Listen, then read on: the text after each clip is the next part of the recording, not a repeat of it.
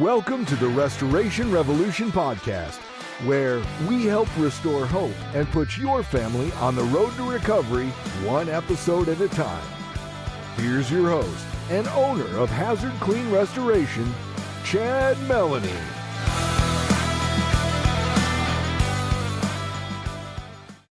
Forensic restoration goes way beyond what meets the eye. There's a science to every stage, and each one comes with its own serious risks. Welcome back, everyone. I'm Sophia Yvette, co-host / producer, back in the studio with Chad Melanie, owner of Hazard Clean Restoration. Chad, how's it going today? It's going great, Sophia. Going great. Having a great day. Great, that's wonderful. So, Chad, forensic restoration is such an interesting topic.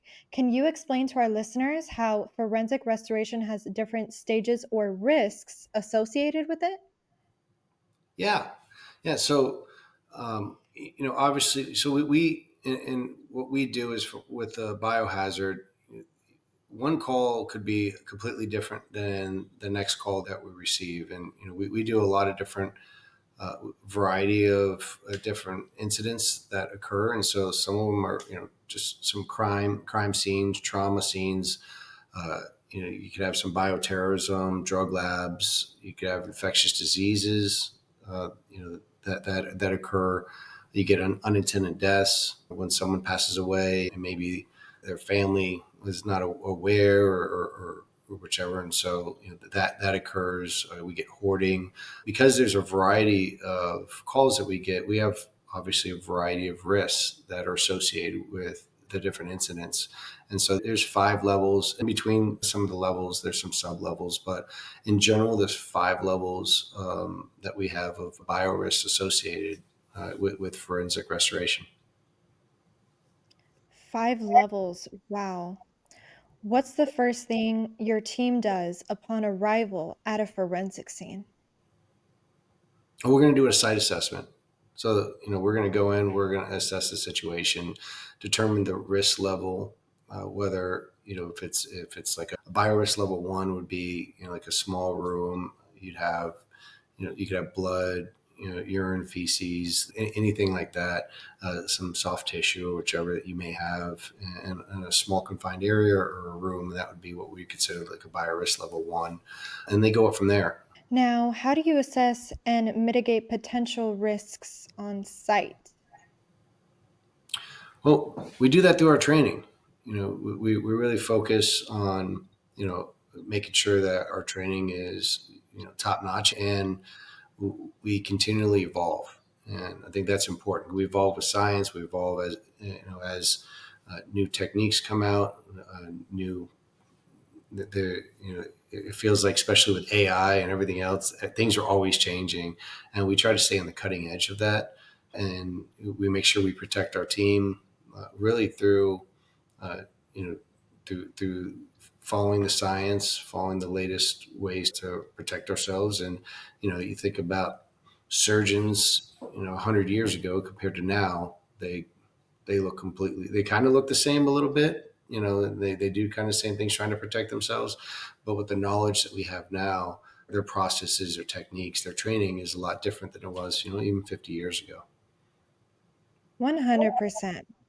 Now, what kind of protective equipment is essential during forensic cleanups? Well, so that's going to depend on the biorisk level that's associated. But in general, it's going to be making sure that we have PAPR. So it's kind of a powered respirator or gas mask, is a lot of the community may know them as that. We're utilizing that. That we're going to be in what's like full PPE. So we're going to have from head to toe, we're going to be completely covered. We're going to have 2 to 3 pairs of gloves on, depending on that risk level. And they're going to be hospital grade gloves. They're not going to just be, your basic mechanic gloves and everything.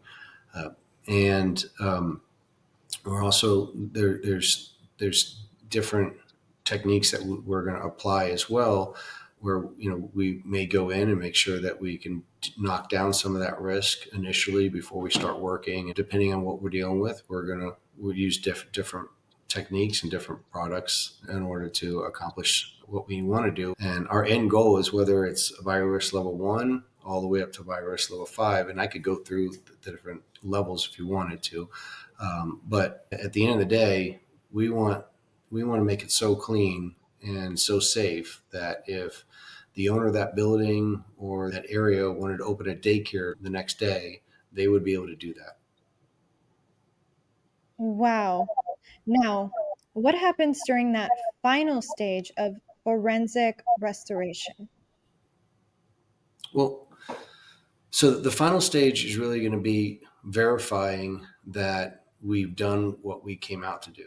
So we're going to verify that, we made not only accomplish whether if it was,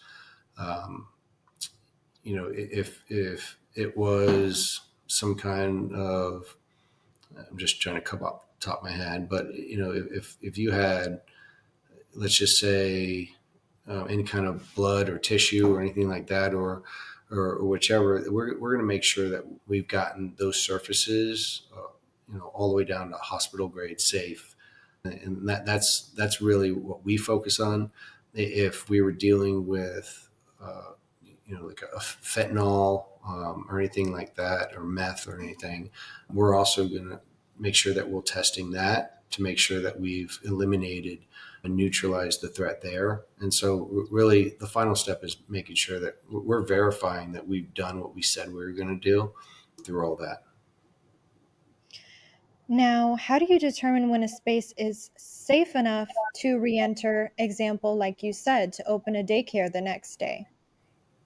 Oh, I think exactly what we were just talking about is, there's a, depending on what we're working with. So if we're working with, say a unintended death, there's going to be processes that we have to see, what we're working with at that point, as far as, how dirty is that surface.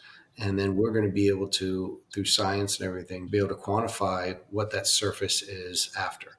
So we'd be able to see before and after what we started with to what we finished with. And, the same thing with, say it was fentanyl, we'd be able to verify, hey, yeah, there's fentanyl here. And then afterwards, we'd be able to test and verify that there's no fentanyl, that we've eradicated it and we've neutralized that. So there's no longer a threat. Wow. More great information from you, Chad. Thank you so much for that information, and we'll see you in your next episode. Have a fantastic rest of your day. Thanks, Sophia. Bye, everyone. Thanks for listening to the Restoration Revolution podcast, where recovery starts here. Let us help put your family on the road to recovery. Go to hazardclean.net or call 772-259-5018. That's 772-259-5018.